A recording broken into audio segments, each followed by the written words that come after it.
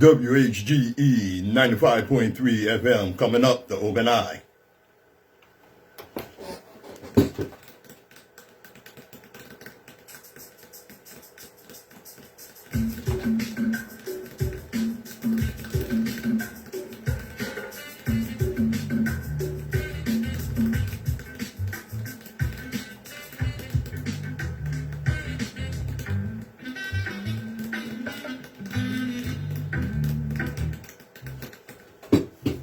All right. Hey, Sherry. Well, I had a hard time this morning, sister. All right. But I'm here. I'm ready to get them in. All right.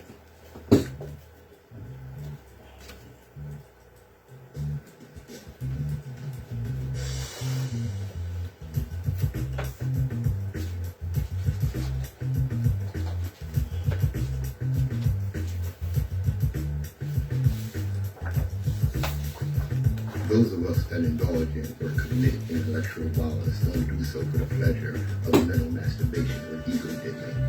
We do so because the chains of oppression around people's minds are deep and difficult to remove. Good morning, my children of the sun.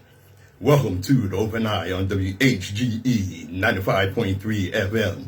I'm your host, Third Eye Optometrist, Patrice Gibbs, here to get that third eye open. Yes, I am. Yep, I know I'm late. I'm thinking about changing the hours of my show. I'm constantly late, y'all. I'm so sorry about that. But I want to make sure I'm prepared when I come in. Every generation has its purpose. Ours is to reveal the truth and reverse the brainwashing.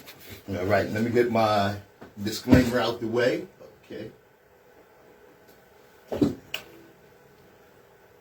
The views and opinions expressed on the Open Eye are those of the host, guests, and contributors, and do not reflect the policy or position of WHGE 95.3 FM nor our sponsor, the Delaware Center for Homeless Vets. Any content provided by Open Eye's hosts, guests, or contributors are theirs and are not intended to malign any religion, ethnic group, company, or individual. All right.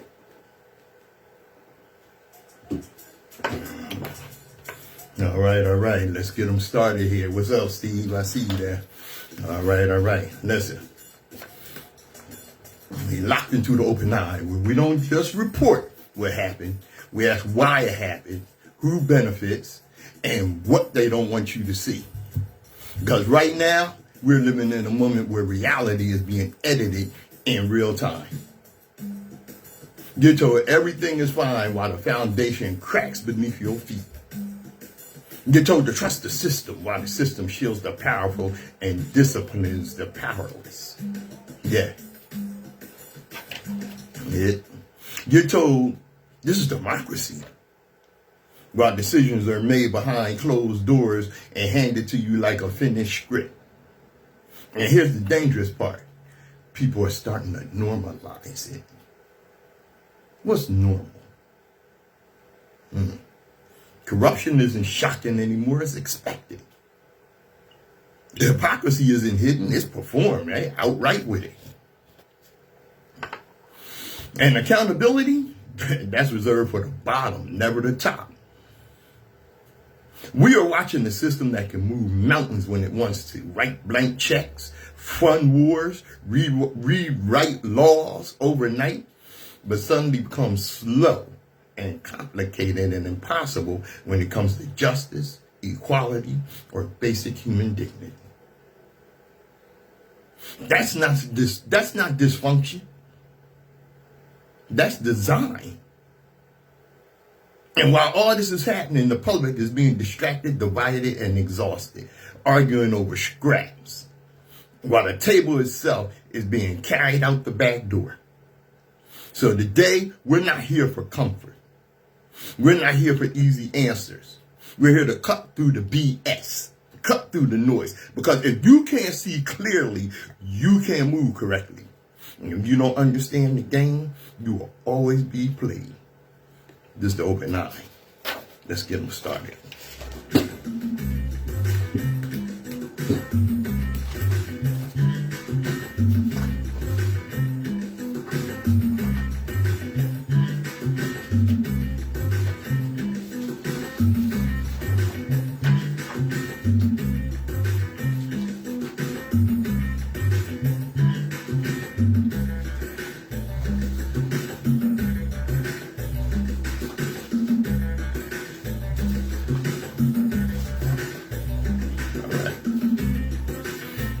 All right. WHGE 95.3 FM, the Open Eye.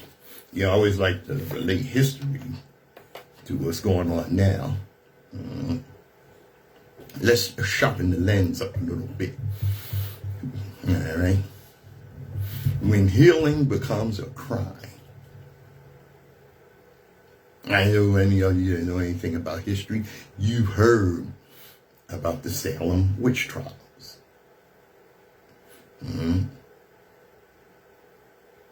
The question isn't why were witches feared. The question is who got labeled a witch and why. Hey, Tony. Now, when they teach you about the Salem witch trials, they give you hysteria, superstition, and chaos. But they leave out a critical ingredient. Power, and who didn't have it. Let's talk about one of the first accused. This should not surprise you. Tituba. Tituba was an enslaved woman, not free, not protected, not believed. Before a single spell was proven, before a single claim made any sense, she was already guilty in the eyes of the system. Why? Because she was black, enslaved, and other. Now understand this clearly. In Europe, most of the accused were white women. But when the same mindset crossed the ocean in the slave society, it picked up something extra. Race. See, black women in those colonies weren't just women. They were property in the eyes of the law. Practitioners of knowledge Europeans didn't understand. Keepers of herbal medicine, midwifery, and spiritual traditions that predated the system judging them. And when power sees something it doesn't control, it doesn't study it fears it, and then criminalizes it. So now your healer becomes a witch.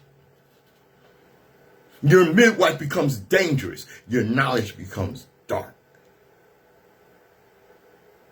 Not because it is, but because it operates outside their authority. And here's the pattern. Don't miss it. And you take a group already pushed to the margins, already stripped of rights, already labeled inferior, and then you say they're the threat. That's how you justify anything. That's how you turn suspicion into punishment and punishment into justice. And let's be real. When a society is built on hierarchy, when control is the priority, facts don't matter. The truth doesn't matter. Only maintaining order matters. So the story gets told like this. We were protecting society from witches. But the reality sounds more like we were eliminating people we can't control. And if you listen close, they ain't just talking history. That's a pattern. Because anytime knowledge lives outside the system, anytime people empower themselves without permission, there's always an attempt to label it dangerous, to isolate it, to destroy it. So don't just ask who the witches were. Ask yourself, who had the power to define a witch? And what were they protecting? This is the Open Eye. Keep your vision sharp and your mind sharper. And remember, when healing becomes a crime, you better start questioning the law.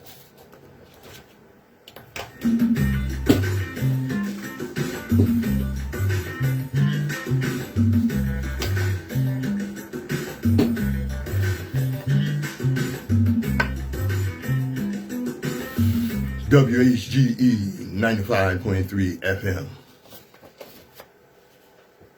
All right, let me break this down. You'll understand as I go on.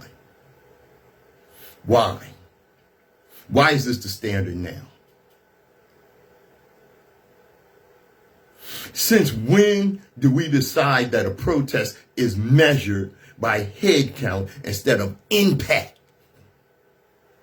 100,000 people show up and nothing changes. No disruption, no pressure, no consequence. That's not power. That's just a goddamn crowd.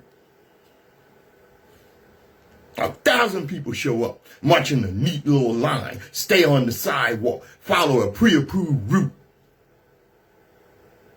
make it home in time for dinner, and call that resistance? No, because you didn't do anything. You participated in choreography. If your protest is coordinated with the police, scheduled for convenience, designed not to interrupt anything, not to cost anybody anything, it's not a protest. It's a goddamn parade. It's performance. It's theater for your own conscience.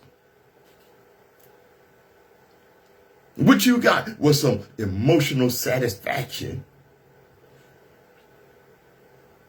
and some social entertainment. Real protest has friction. Real protest has consequence. Real protest forces a response. And what's worse, you look at these crowds and there's no connection, no organizing, no coalition building. People standing in their own little bubbles, holding signs they made in 20 minutes. You going? Oh, you going? Yeah. Come on, let's get in the car. Not talking, not strategizing, not building anything beyond the moment. That's not a movement, that's attendance. You're socializing, that's the word I couldn't get out. Where's the networking? Where's the planning? Where's the follow-up? Where's the structure that turns bodies into power? Because walking up the street and walking back just so you can say, I was there, that's not resistance, that's just self-validation. Satisfied? And you look at the demands and everything centered around one man, one name, like oppression just started yesterday. Now these systems weren't here long before him and won't be here long after him. If your analysis begins and ends with a single figure, you don't understand the system. You're just reacting to a personality, and that's the difference. Okay? Because a real protest is not sanctioned by the police. It's not comfortable. And sometimes you don't just get to go home and put your feet up and have a beer and watch to see if your ass got caught on the news. All you're getting is emotional satisfaction and no change. It's a waste of time. This is Open Eye. I'm Patrice Gibbs.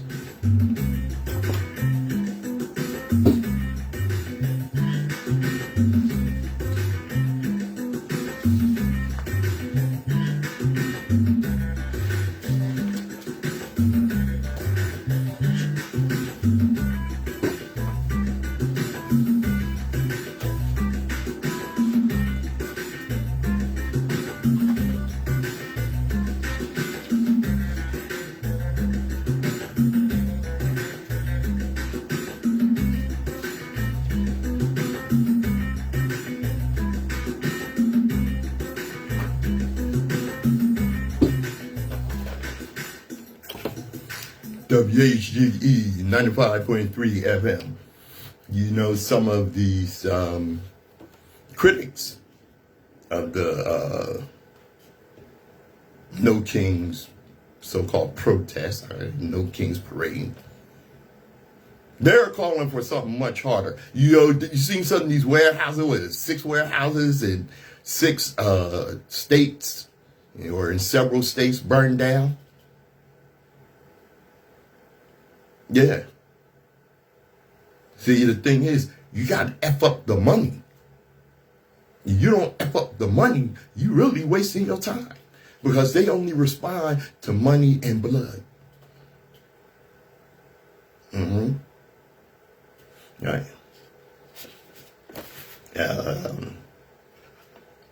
Considering what's been going on with the Orange disaster and the Pope, and his old mama said he trashed Pete Hegseth. Yes, I got that from Larry Favors. That's what she called him. Pete, your mama said you trashed Hegseth. And I get some of these people, just give it to God. There's a reason debates between the awakened or the conscious and the religion almost never go anywhere. And it's not because the truth is complicated, it's because the foundation is broken from the start. On one side, you got people bringing receipts, documenting facts, critical thinking, reasoning, and plain common sense. They're asking questions. They're testing ideals. They're willing to follow the truth wherever it leads. On the other side, you got people who have been conditioned. Yes, conditioned. To defend, believe at all costs. Not examine it, not question it, defend it. Even when the evidence is overwhelming. Even when the contradictions are undeniable. So let's be clear about what's really happening. This is not a debate, it's a collision. One side is searching for truth. The other side is protecting conditioning. One side says, show me the proof. The other side says, I don't need proof, I have faith. And here's the part nobody wants to say out loud. You cannot reason someone out of a position they didn't reason themselves into. So what are you really arguing against? Not logic, not evidence. You're arguing against identity, against indoctrination, against something that was installed long before the conversation even began. That's why I don't go nowhere. Because when facts are treated as opinions and mythology is treated as law, the debate is dead before the first word is spoken. Dead. At that point, facts don't matter. Evidence doesn't matter. History doesn't matter because the conclusion has already been decided, and anything that challenges it gets rejected on arrival. So now you're not having a conversation. You're witnessing programming defend itself. And once a person has been trained to treat blind faith as virtue, facts become a threat. Questions become a rebellion. And thinking, real thinking, becomes dangerous. You cannot open a mind that has been taught to fear opening. You cannot introduce reason to someone who believes belief outranks reality. And trying to argue with a mind that has rejected reason, facts, and common sense is like giving medicine to the dead. The medicine might be strong. It might be exactly what was needed. But if the mind refuses to live, refuses to question, refuses to think, then nothing you give it will work. And that's the real issue. Religion for too many doesn't just give answers. It conditions people to fear questions. It builds walls around the mind and then convinces people those walls are protection. But they're not protection. They're prisons. So next time you find yourself in one of those debates, understand, you're not just up against disagreement, you're up against conditioning. Until people choose truth over comfort, evidence over belief, and thinking over fear, there will be no resolution. This is Dope and I.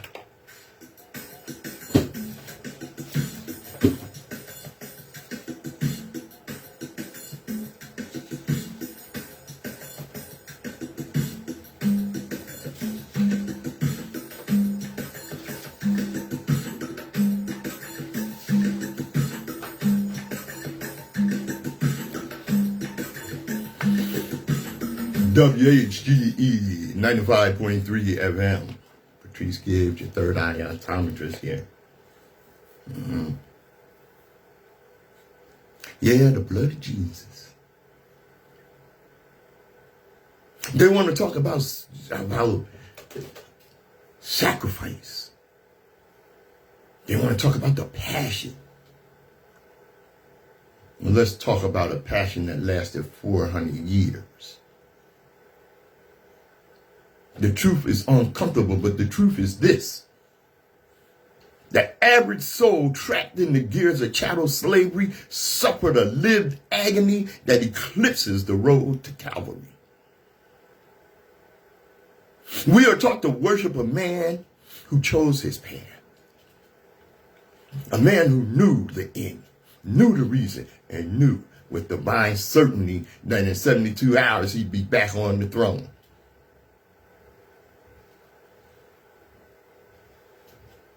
Chose the path. It's according to the scriptures.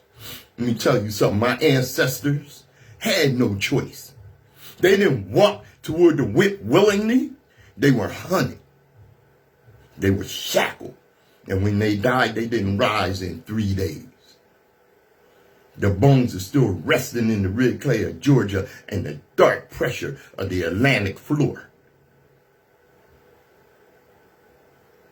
While the world wept for one man's thorns, they were turning my grandmothers into furniture. They didn't just kill us, they harvested us. They tanned the skin of black women to make leather for their couches.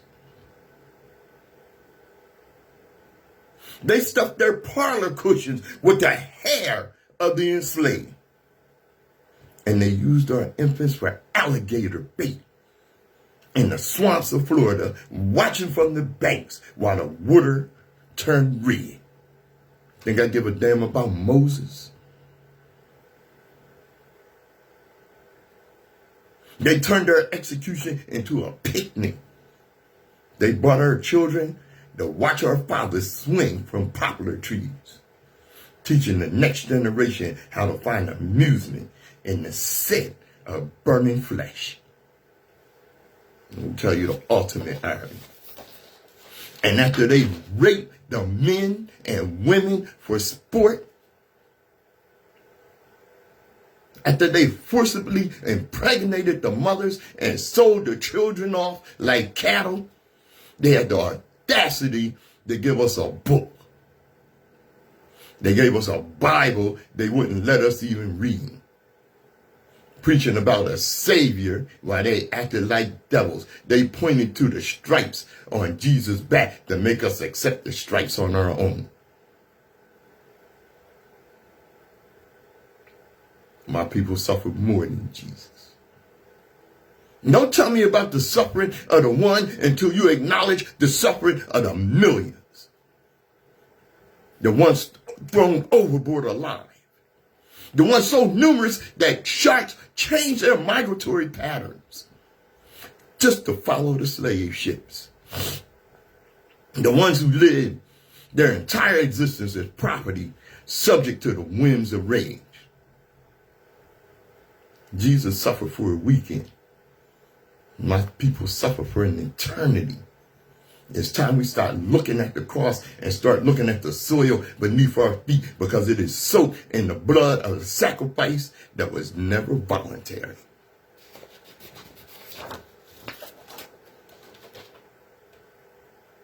Cover yourself with that blood. This is Open Eye.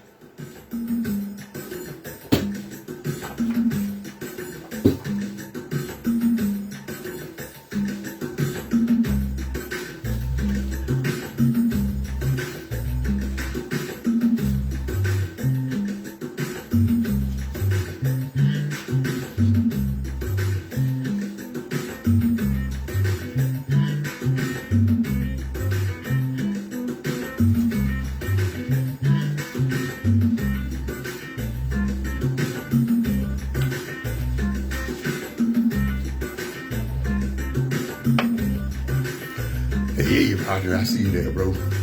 WHGE 95.3 FM, the Open Eye. Y'all remember Paul Mooney? Everybody want to be one of us. Everybody want to sound like us. Everybody want to move like us. Everybody want to dress like us. Everybody want to profit like us. But don't everybody want to stand with us. See, there's a difference between consumption and commitment. Oh, they scream the N-word in the song, but go silent when a black man gets choked out on camera. Oh, they study our rhythm, but ignore our pain.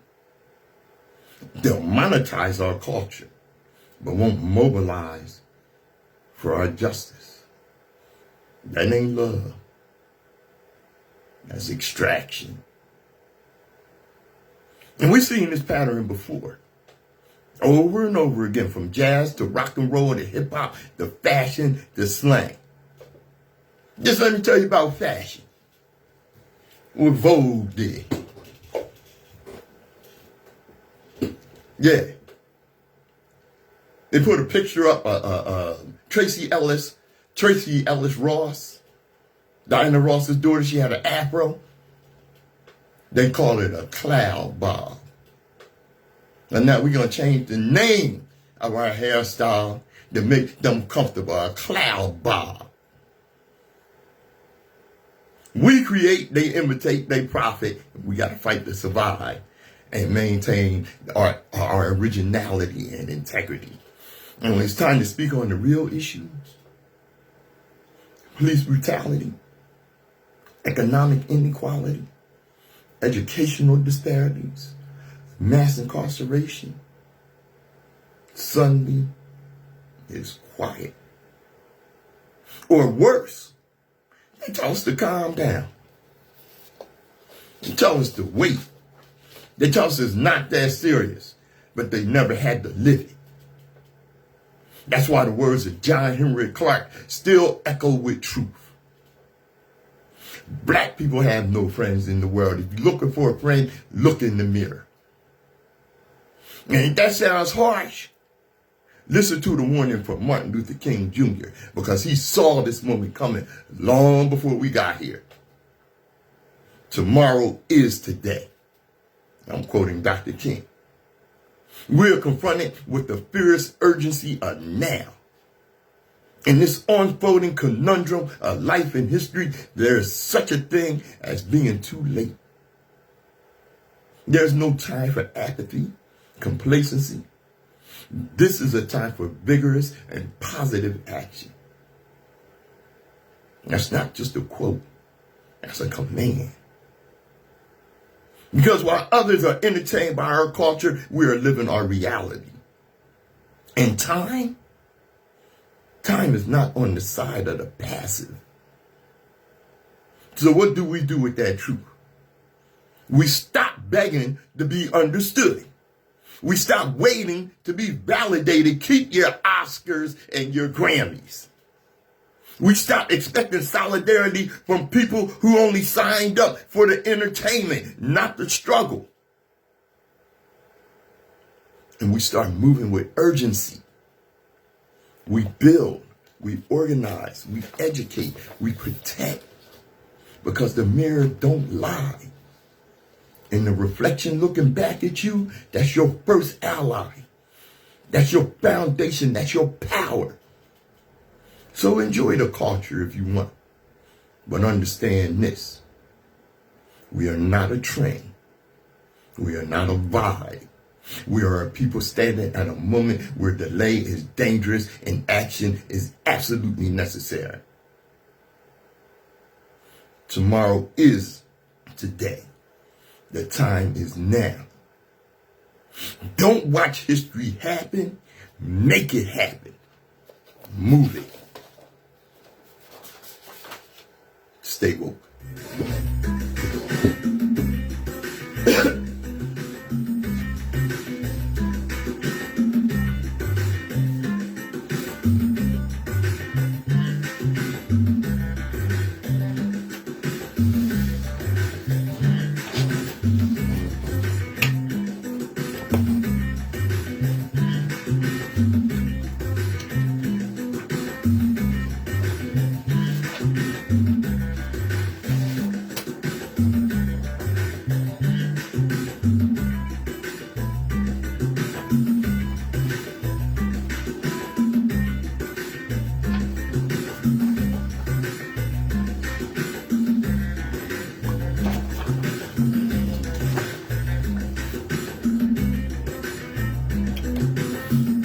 WHGE 95.3 FM. This is the Open Eye.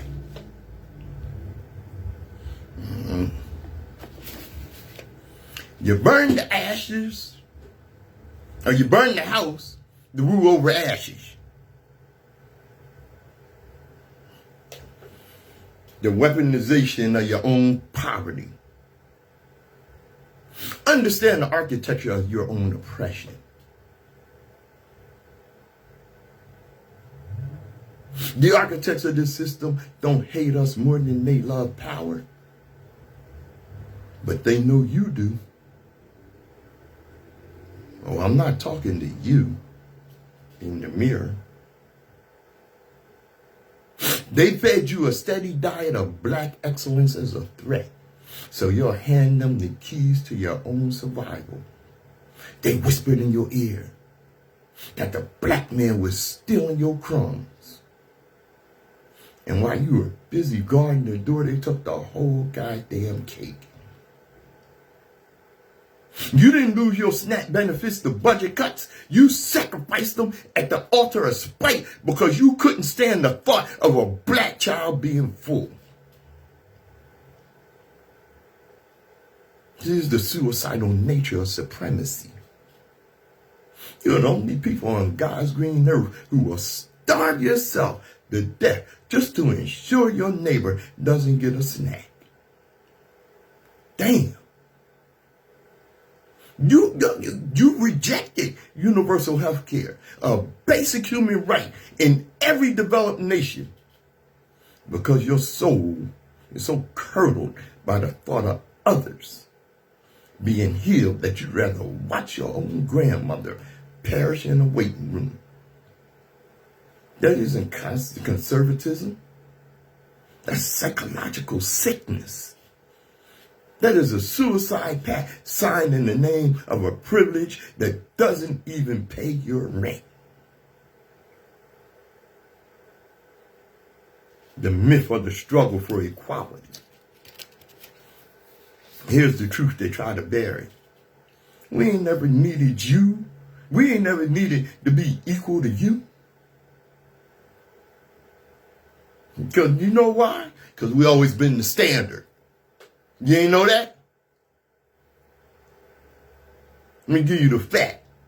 You gave us segregated, dilapidated shacks and kept the state-of-the-art labs for yourself. And we still produce the doctors, the lawyers, and the innovators that move the whole damn world. Yeah. This is the reality. We've been running this race with weights on our ankles and a blindfold on our eyes, and we still outpace you. The struggle for equality was a courtesy we extended to you. We didn't want to be like you. We wanted you to get your foot off our neck so the world could finally breathe.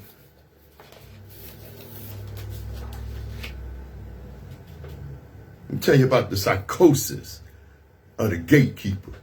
You are obsessed and you're possessed. We live rent-free in your head. You spend 24 hours a day, 7 days a week, trying to calculate how to keep us beneath you, not realizing that you are digging your own grave to keep doing it. To keep someone in the ditch, you got to stay in that ditch with them. You're down there in the mud, losing your mind, losing your health, and losing your future, all for the honor of holding the shovel. Wow. Your whiteness is a credit card with a maxed out limit and a 400% interest rate. I didn't pick that number for nothing. And guess what? The bill is coming due. You know, keep your privilege, keep your status. We aren't asking for it anymore. We are the survivors of your worst intentions. We are the excellence that grew through the cracks of your concrete. While you are busy going clinically insane trying to maintain a hierarchy that only benefits the 1%, the predator class, the Epstein elites who look like you but can't stand your ass. And guess what? We keep moving forward. We aren't fighting for a seat at your table anymore. We're the ones who built the table, and we're about to flip it. The gag is up. The game is pretty much over. Look at your hands. They empty. You bought that on yourself. I'm Patrice Gibbs.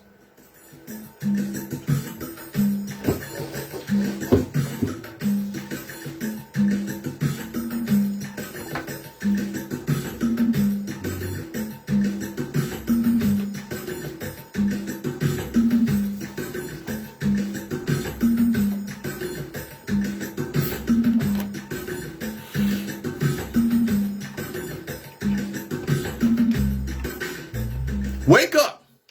God damn it. But don't just wake up. Wake up and understand what you're waking up in. What you're dealing with is not random ignorance. It's not just bias. It's not even just racism in its everyday form. It's a structured way of seeing the world built over centuries to justify domination and make it feel normal. Du Bois warned us that the defining issue of modern society would be the color line. But he wasn't only talking about segregation of space.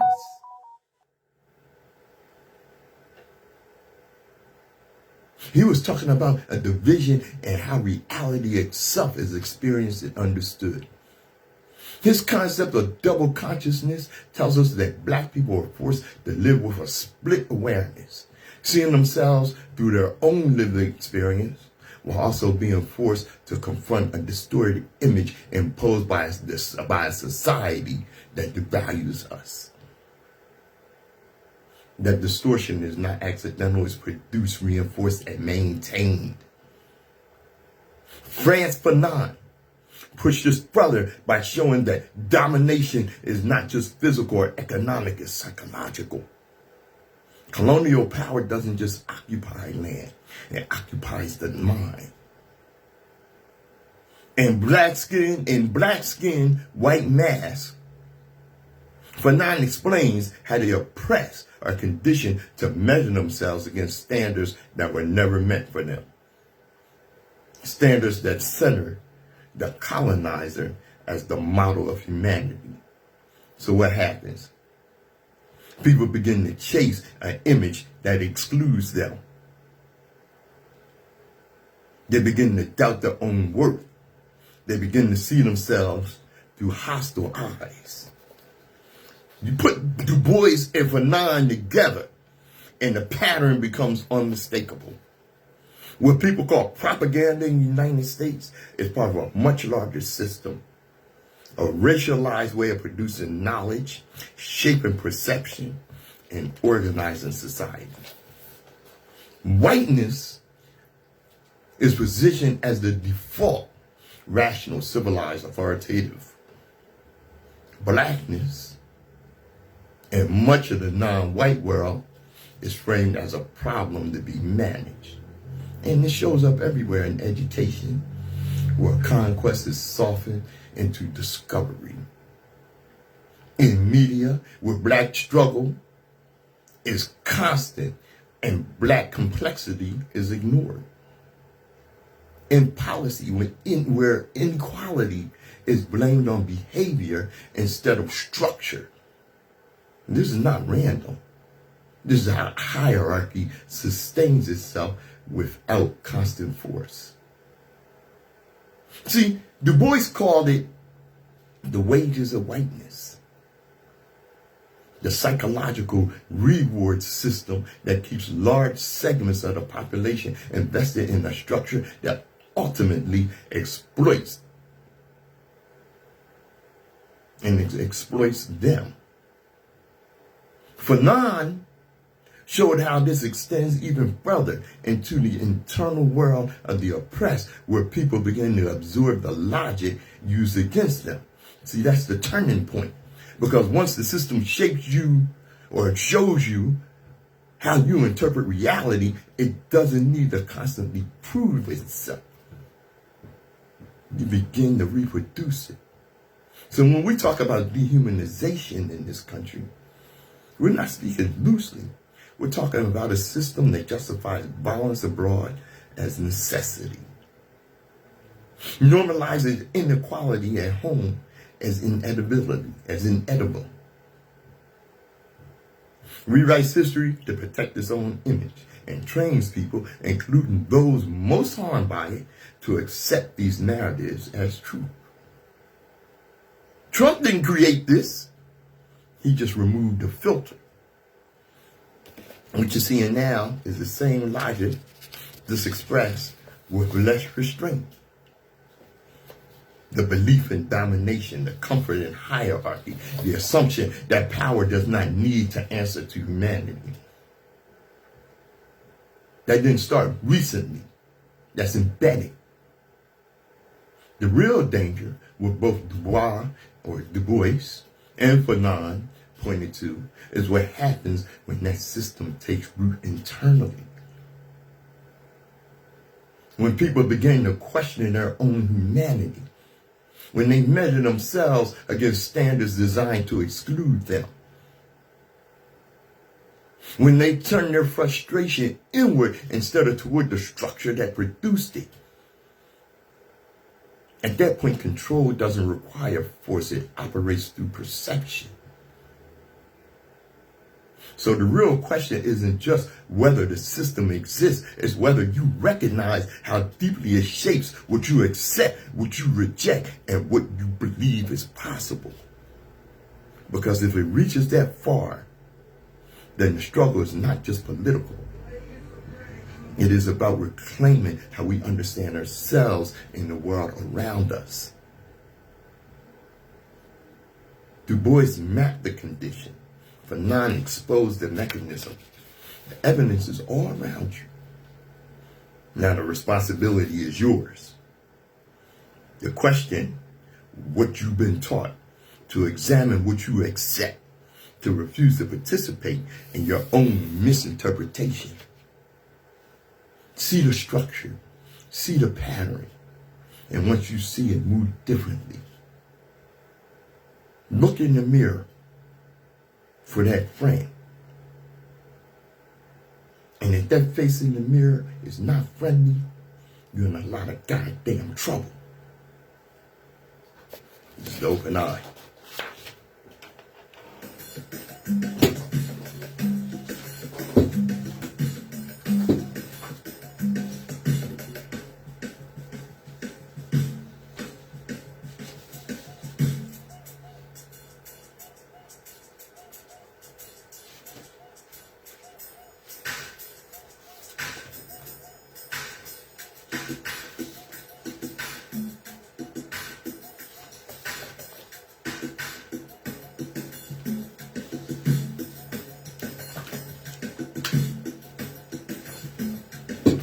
All right.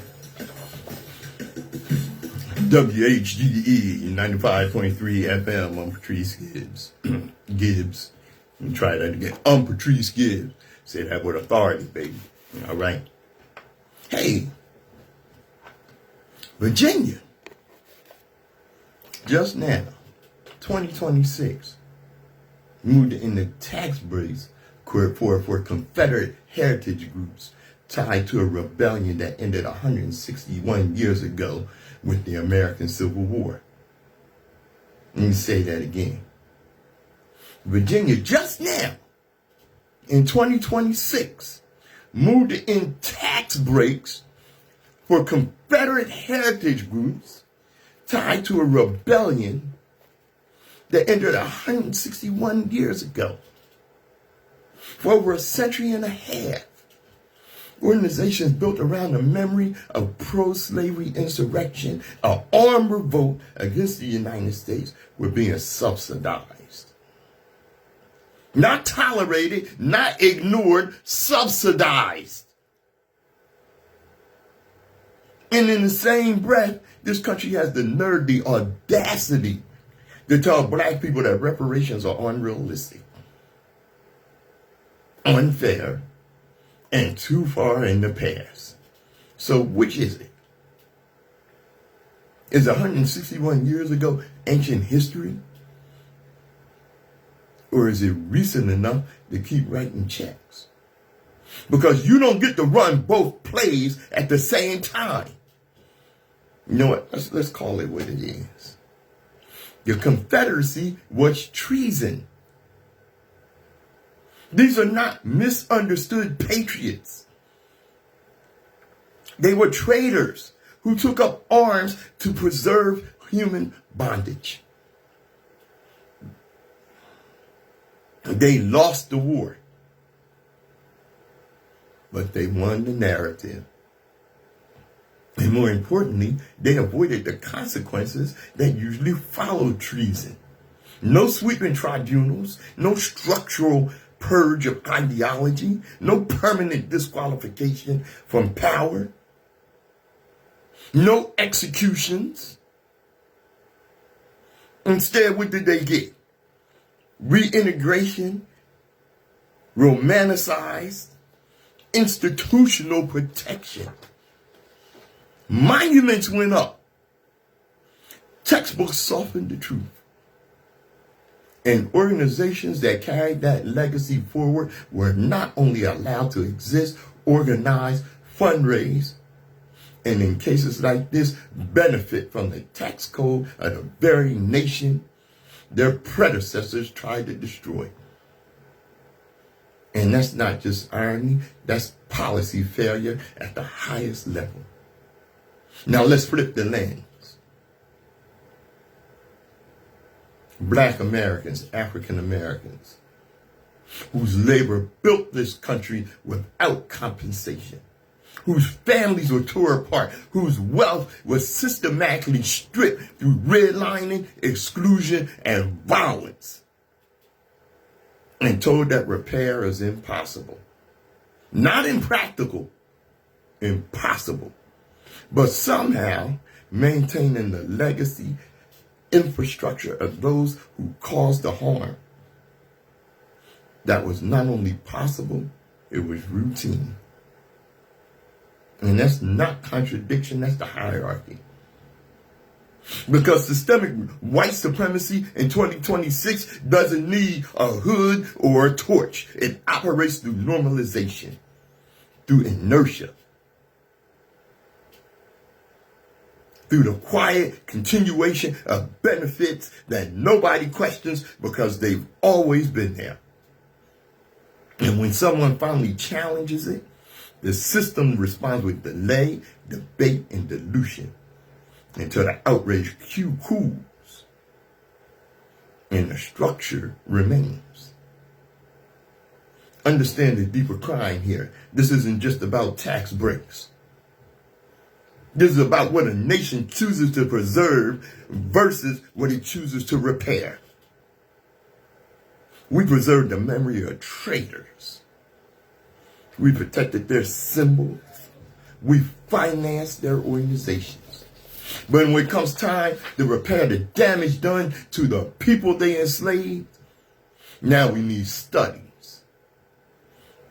Now we need committees. Oh, we need more conversation. No, what we need is honesty.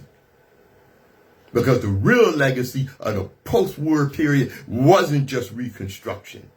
It was abandoned Reconstruction. When Andrew Johnson and others rolled back federal protection, the country made a decision. Reconcile with those who committed treason rather than deliver justice to those that survived the brutality of chattel slavery. And that decision didn't disappear. It matured. It evolved into policies, into budgets, into legal frameworks that quietly reinforce the same imbalance generation after generation. So when you hear someone say that was a long time ago, ask them this. If it's so far in the past, why did it take until 2026 to stop subsidizing it? If it's so irrelevant, why has it been protected for 161 years? If we can maintain benefits tied to that legacy for over a century, don't tell me we can't design a system to repair the damage it caused. This is not about capability. It's not about complexity. It's about moral priority. Because a nation that can fund the memory of treason but refuses to repair the victims of that treason is not confused, and it's making a choice. And that choice is your oppression. Wake up. This is Open Eye.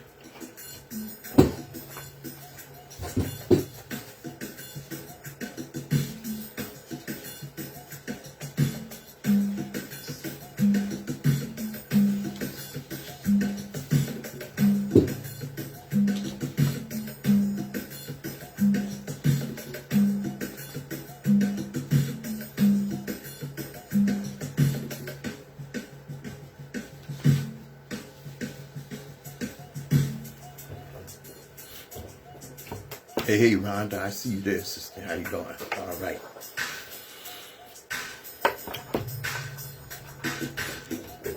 WHGE 95.3 FM. I'm Patrice Gibbs on Open Eye. All right. You know what? Whiteness is actually a get out of jail free card. Huh? Yeah. Let me tell you something. They used to call him a favorite son in Queens.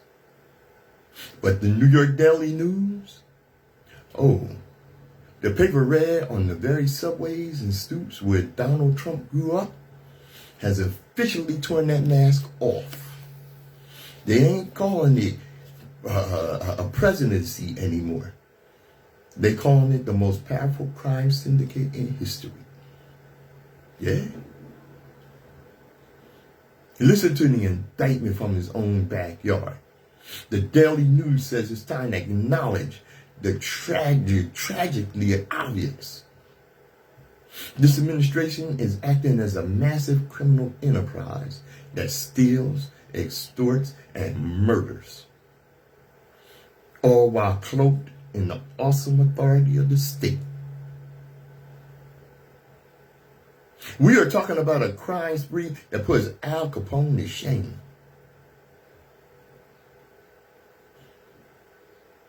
This is the Teflon Don, evolved into a state-sponsored monster. He's so shielded by the concept of whiteness that it is un-effing touchable.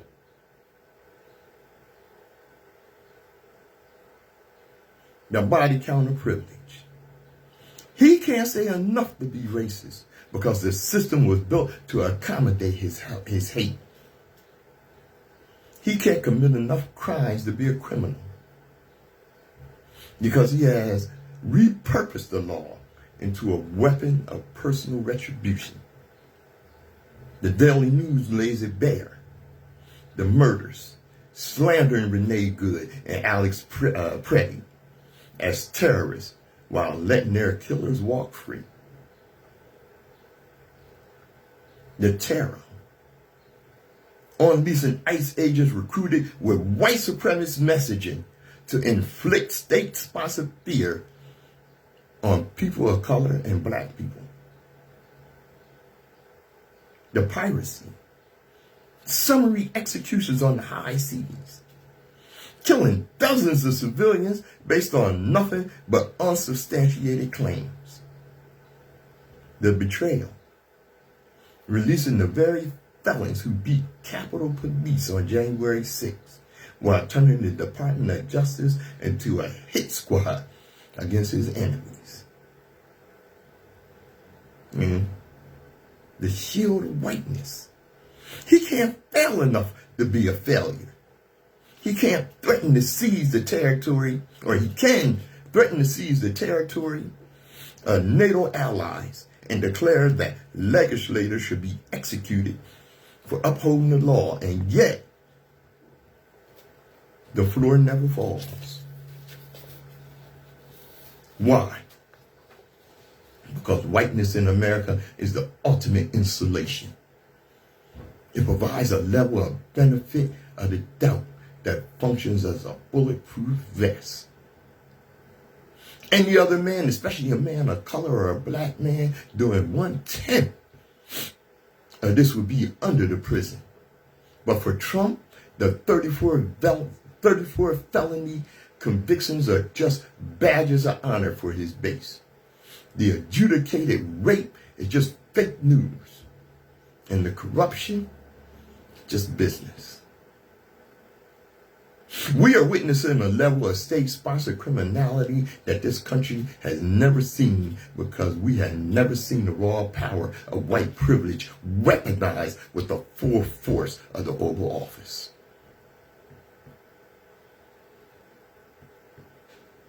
It's like they looked at Watergate and told Nixon and said to themselves, hey, see what Nixon did? Hold my beer, watch this. As the Daily News put it, it's difficult to comprehend because it's unprecedented. But the truth is staring us in the face. He ain't leading the country, he running a racket. The hell's wrong with y'all? And as long as whiteness is treated as a moral safeguard, the Godfather of Queens will keep the world in his grip. And y'all will continue to let it happen. You better wake up. Let me tell you something. Okay? It took 250 years. It's not really a long time in history. Look at it. But it took 250 years to build the most powerful empire in human history. In human history. It took Donald Trump exactly 40 days to F it up. While you were watching the headlines about a truce, the Pentagon was staring at a screen that should terrify every American.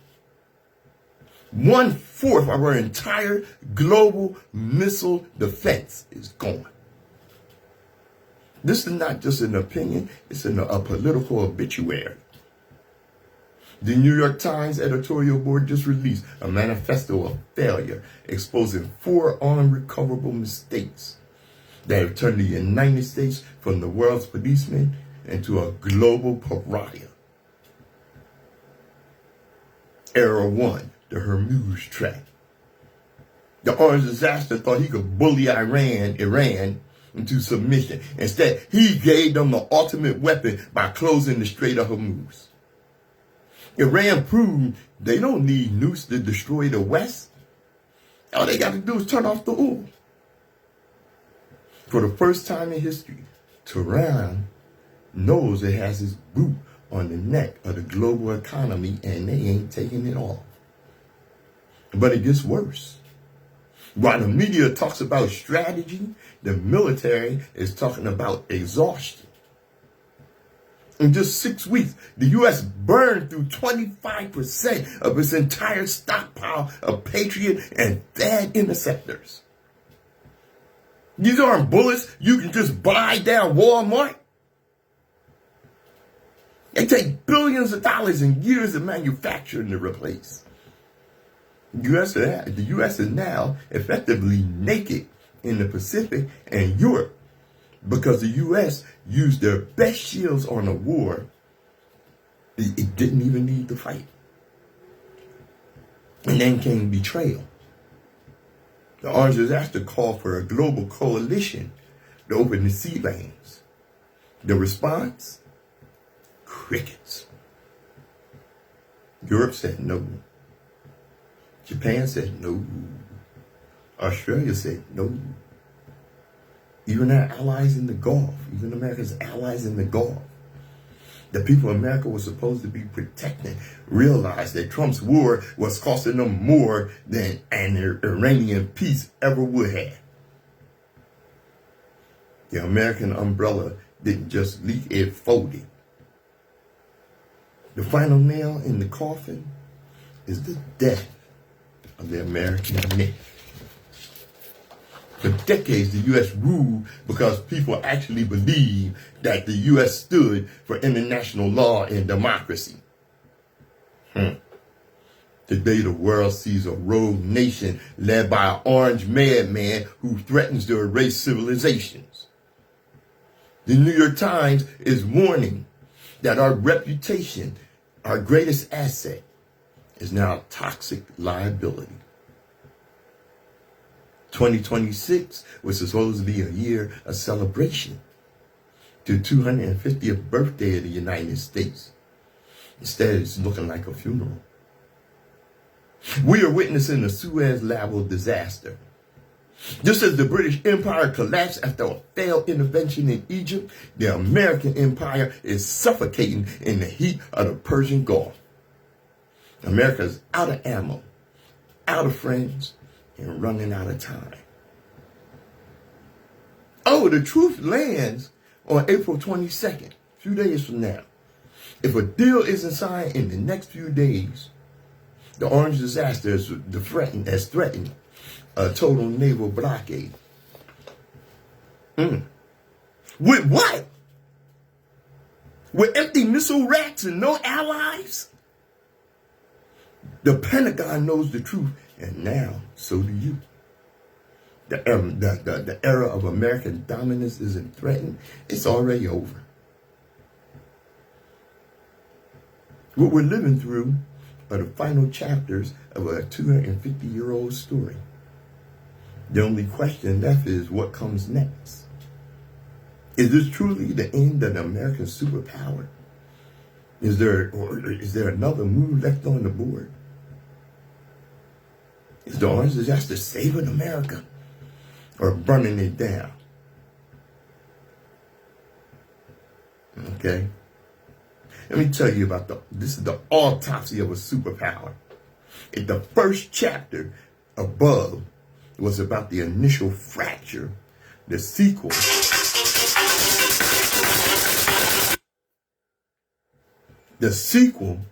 is about the sound of the glass finally shattering.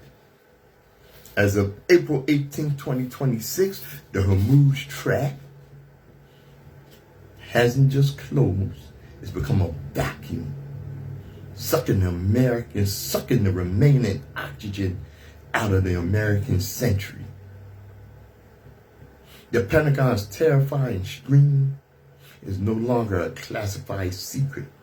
It's a public crisis. During the 6 weeks of Operation Epic Fury,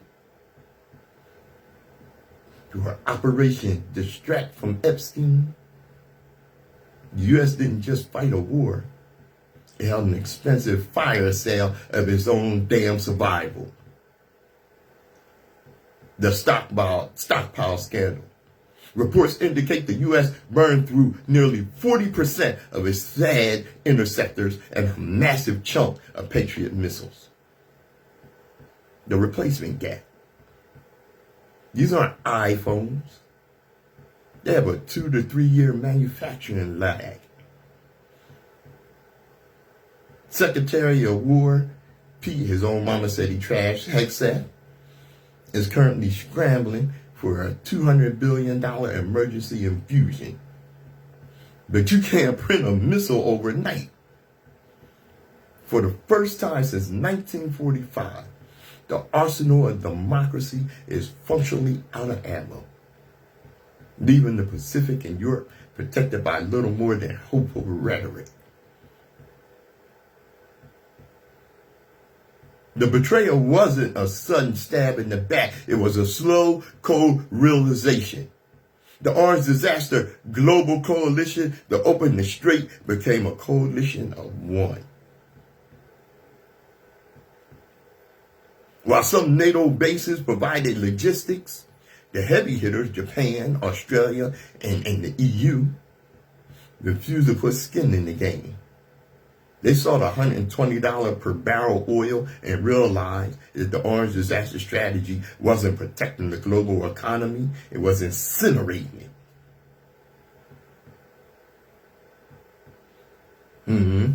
Instead of following Washington, Tokyo and Seoul are now looking at their 90% reliance on Middle East energy and wondering if a direct deal with Tehran is safer than an umbrella held by a man who uses it to poke hornets' nests. And the April 22nd cliff, oh, it's coming. Because we're days away from April 22nd, the deadline.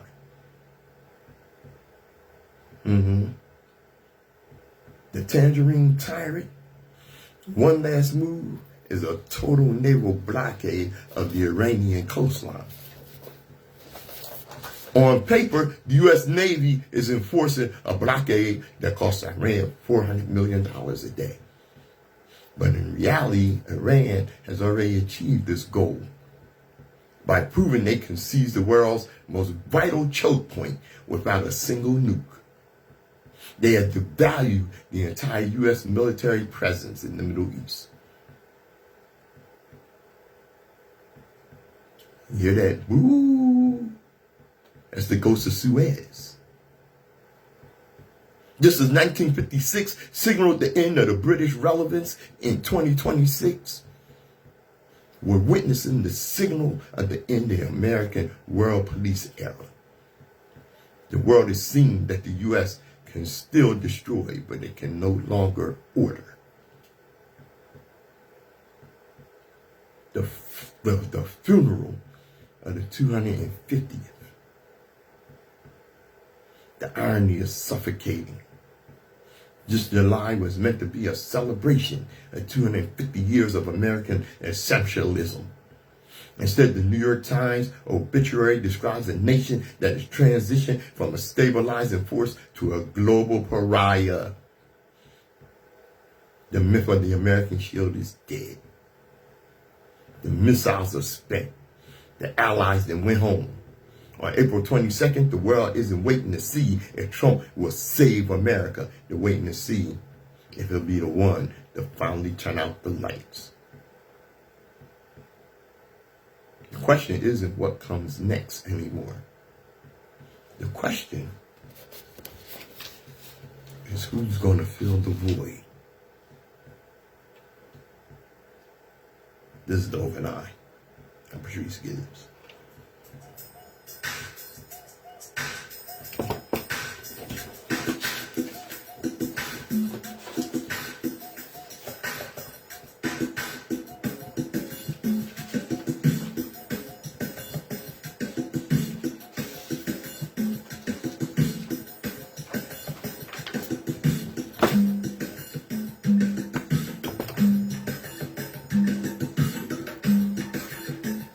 WHGE 95.3 FM. All right. Well, before we get out of here, let's bring this full circle. Everything we talked about today, every headline, every contradiction, every so-called coincidence points to one thing. You're being asked to accept less while being told it's more. Less truth. Less accountability. Less power over your own life. And the system survives on one thing above all else. Your willingness to go along with it. Not because you believe it, but because it feels easier than fighting. But history has never been changed by people who chose comfort over clarity. It's been changed by people who were willing to see even when it was uncomfortable and act even when it was unpopular. So the question isn't what they're doing anymore. We can see that. The real question is, what are you going to do with what you now understand? Because once your eyes are open, you don't get to pretend you're blind anymore. Take that with you. I hope you learned something when You tuned into the Open Eye. Because I learned something before I got here. That's right. And as we always tell you, destiny determines who enters your life, but you decide who stays. Therefore, value those who value you, and don't treat those as a priority who treat you as an option. WHGE 95.3 FM. This has been The Open Eye. I'm Patrice Gibbs. Thanks for joining us. Peace. All right. Yeah. As we always tell you, global African supremacy. Who's going to fill the void? Look at the advancements of Africa. You'll know who's going to fill the void. I'm Patrice Gibbs. Thanks for joining us.